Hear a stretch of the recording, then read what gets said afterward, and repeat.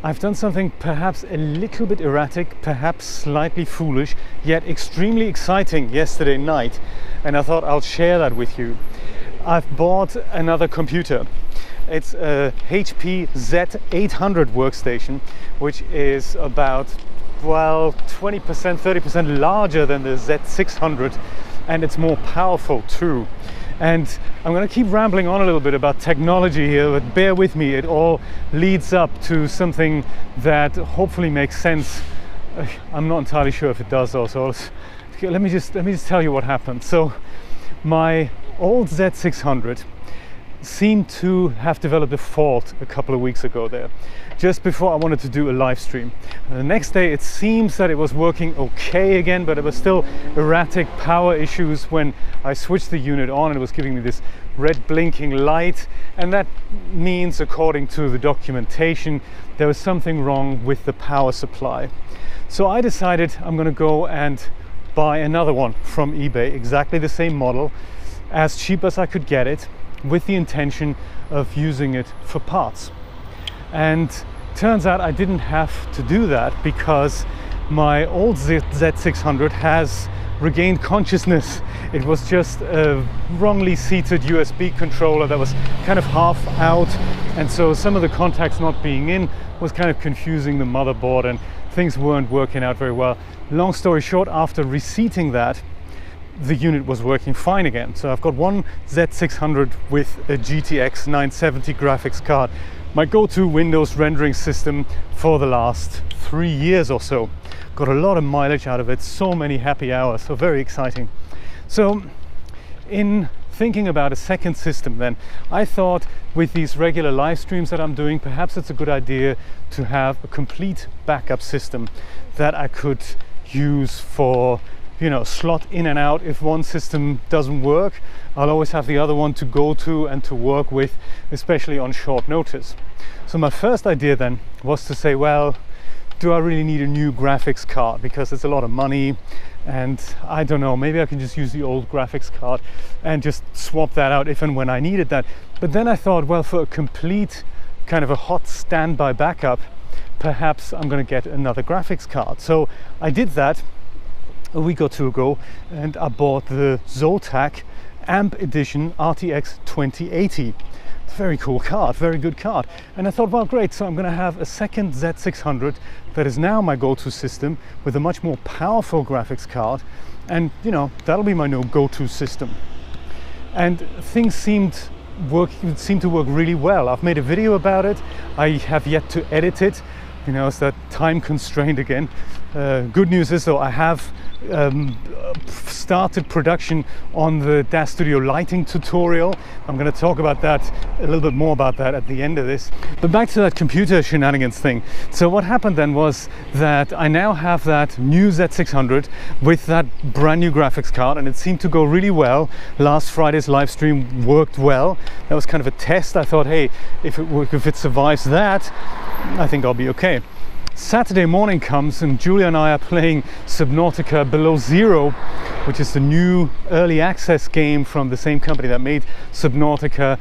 And it's, you know, it's not quite there yet, that game, but it certainly gives us a bit of an impression of what's to come.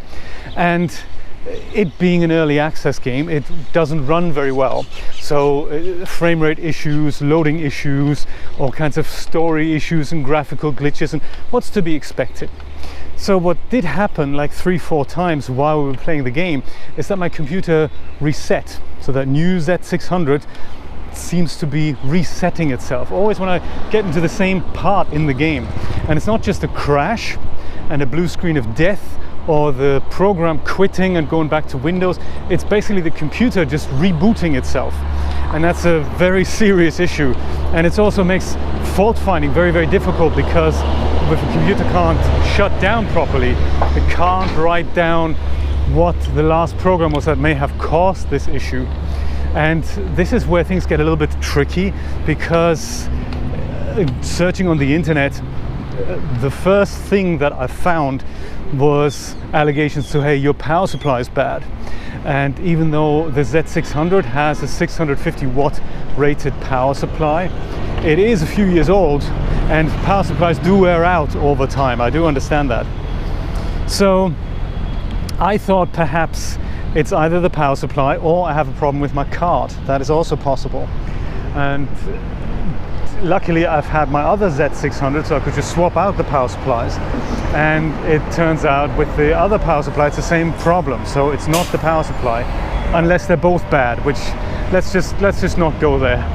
So I thought, well, what else could it be? It could be that the Z600 is just not capable of supplying the power that the RTX 2080 needs. So I thought, no problem, I have two Xeon CPUs on the motherboard, and both of which are drawing about 100 watts. So if I take one out, the Z600 is still going to work fine, but there'll be less of a power draw. So we have 100 watts more to play with. So I took that CPU out and thought maybe I'll see if that makes a difference, and it didn't. So it's not a power issue, it's not a power supply issue, it's not a wattage issue as such. What else could it be? I thought, well, it could be that my hardware is just too old to run that card, or it could be that the card's defective, or it could be, and this is the more likely cause of action here, it could be that the card is just running too fast, either in general or for my hardware. I'm not entirely sure. So, and this is all leading up to that punchline of the story and why I bought another computer. So I thought, if it is an issue with the fact that perhaps 650 watts is just not enough to supply that card, perhaps I should consider a second power supply, like an additional power supply, which is possible to put in, and then one can drive the motherboard and the hungry CPUs, and the other one can drive the graphics card. So that is a setup that is possible to do, and they even if one power supply sees that the other one is being switched on, the other one switches itself on respectively, so that electronically that all works really well. But of course, the issue is I don't have the means to really put it into a Z600. There's just no space in the case. So I thought, hey, I'll see how much a Z800 is. Z800 is a bit fatter, it's about 12 inches fat, so that's a really fat computer. It can take much more RAM, and the power supply is much bigger. So instead of having 650 watts that the Z600 can supply, the HP Z800 Workstation can supply about 1100 watts or 1200 watts, depending on where in the world you use it. It's kind of an interesting thing there, that if you use it with 240 volts, it can supply about 1200 watts. If you use it with 110 volts here in the US, it'll be able to supply something around 1100 watts. All in all, almost twice as much as what the Z600 can produce. So I was casually looking on eBay and I thought, oh my god, these are expensive. Well, expensive as in, you know, 2-3 times the price. Unless of course you look a little bit closer, and I found one that was only $179. $179 for an HP Z800 Workstation. I was thinking, oh my god, that's too good to be true. The unit is in pretty terrible condition on the inside. There's a lot of dust in there. It's only got a single CPU. I believe it's a hexa-core CPU, but only a single CPU. And I thought, hey, I mean, if it works, I've got all the components from my new Z600 now. I've got the two fast hexa-core CPUs I can put in there. I've got all the relevant adapters. I've got the graphics card. Perhaps I'm just going to go and swap those out and see if that makes a difference. So I ordered that new computer, and I thought I can just about swing it, since I've saved a little bit of money on the graphics card there and spread the payments over the next 5 months. It'll be all right. It'll be all right. So that's on its way from Virginia to me right now, and it should arrive here maybe on Saturday. Don't know, it's one of those things, but we'll see when it arrives. I'm so looking forward to that. Ever since I've ordered it, I've been thinking how exciting it is to delve into this retro technology scene and building it up with nicer, thank you guys, with nicer components from today's point of view, and turn them into really fast and capable hardware, and take these neglected old dusty computers out of storage and give them a new home and a new mission to create stunning 3D renders and animations and all that. So I find myself being very excited about that. You're going to cut me off now? Good, excellent. So I ordered that computer thinking I'm just going to swap the components and basically have an empty shell of the Z600 for parts. That was the original idea. And so yesterday night I was lying there just before going to sleep, and I was thinking, 2 new hexa-core processors, same as what I've been putting into the Z600 now. They're the Xeon 5675, X5675 processors. They are so fast, and they used to cost, I kid you not, over $1,000 each, because they were super fast 10 years ago, or 8 years ago. They were released in 2010, 2011, I believe. And it's just phenomenal to see that I can get a matched pair of these phenomenal CPUs for $50 with free shipping. And I was thinking, it's $50, you know, why not? Let's go and do it. Let's go and do it. Let's deck out this third computer with as much amazing hardware that I can find. And I did it, and I ordered 2 new CPUs just for the Z800. And then I thought, well, since the Z800 also comes with a single processor only, with a slower Xeon, which is still super fast. I mean, I could have just bought a second one for $3.20. Just for kicks, I might just do that. $3.20 for quad-core Xeon. It's unbelievable. But the hexa-core one is even faster. It's not the fastest you can put into that motherboard. I believe the fastest Xeons that fit into both the Z600 and the Z800, they are the X5690 processors, and they are 4 gigahertz hexa-core processors with hyperthreading. They are beasts, but they're so amazing that they're still going for about $300 per processor in this day and age, and they're as old as the other ones. So this is a very highly sought after thing. But I believe the X5675s, the ones that I got, they are much cheaper. I mean, they're so much cheaper, and they're an amazing sweet spot between huge performance and literally no money. So I thought, I'm gonna go get 2 of those. Anyway, with that Z800 having a single core CPU, it also only has a single heat seat. So I needed a second heat seat, and it's exactly the same story that I've used on the second Z600 that I've just built. That also came with a single CPU, and I also needed another heat seat for that. So that's the big metal block that sits on top of the CPU so that it can cool properly. And so I went back to the same seller that I bought this one for an extra $30. And bought another one. Luckily he had another one, so that's very exciting. So now I have 2 new Xeon CPUs on the way, a new heat seat on the way, and I thought, well, to round off the package, to make this a usable, good computer, I also need some more RAM, because I think the Z800 that I've ordered comes with about 6 gigabytes of RAM, and while that's just about usable, it's not really something that Windows is kind of happy with. So I've seen Windows run on 4 gigabytes, and it is a pain. I mean, it isn't perfect. So I was thinking, maybe for an extra $54 or whatever, I can get a 24 gigabyte RAM kit. And it's not made of large sticks, so we have 6 slots in the Z800, and each of them, I believe, only has this is kit that I've ordered that has about for $52, it has, I think, it's 2 gigabyte sticks, and it's actually not that big an issue, because 24 gigabytes, plenty. I've never had computers with more than 16. I believe my new Z600, that has 24 as well, and I don't know if I need any more than that. But another $50 spent, money that I don't really have at the moment, but at the same time I was so excited about the idea of having 3 working HP workstations in my home. And of course they can live all on the internet, and maybe one will sort out the card problem. So that was the thinking, one of those things. Meanwhile, yesterday I had a bit of time on my hands, and I thought, I'm going to look into this RTX 2080 graphics card reset issue there, and I thought maybe there's a way for me to eliminate whatever is causing that. And the logical conclusion that I've arrived at would be to underclock the card.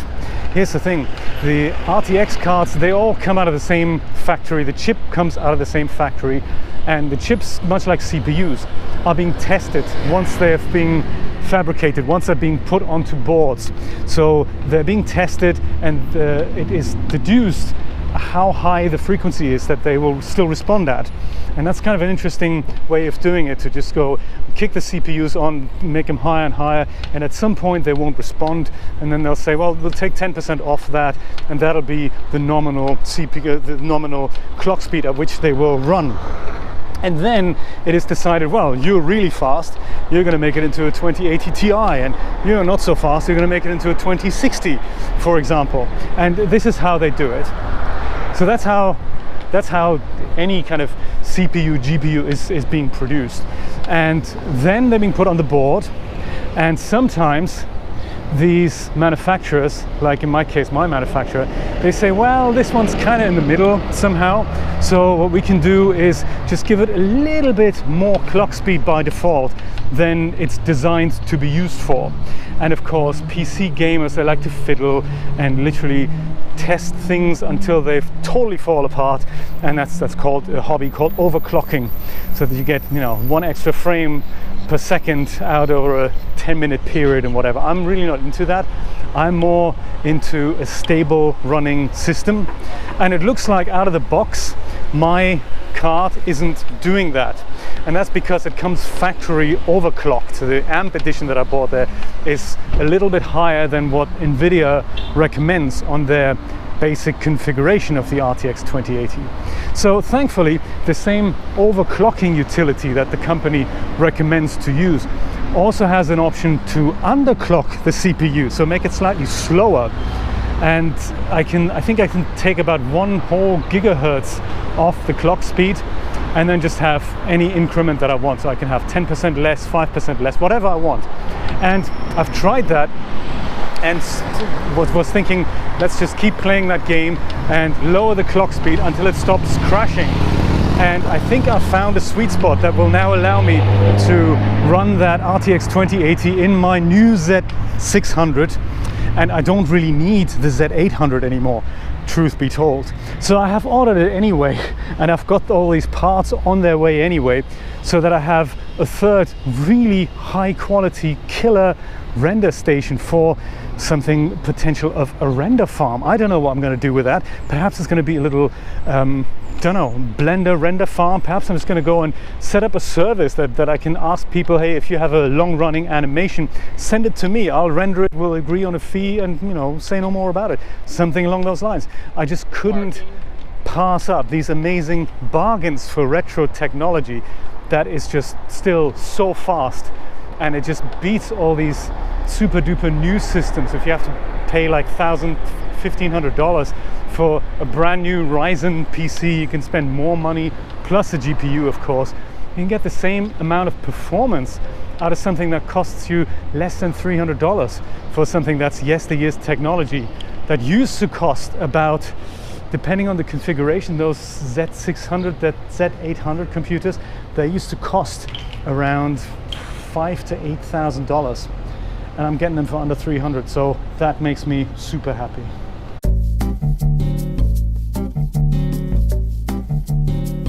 I totally forgot to mention earlier that I am working on the DAZ Studio lighting part of the series, the DAZ Studio 101 series, the lighting part. And I finally had some time to think about how I wanted to present it.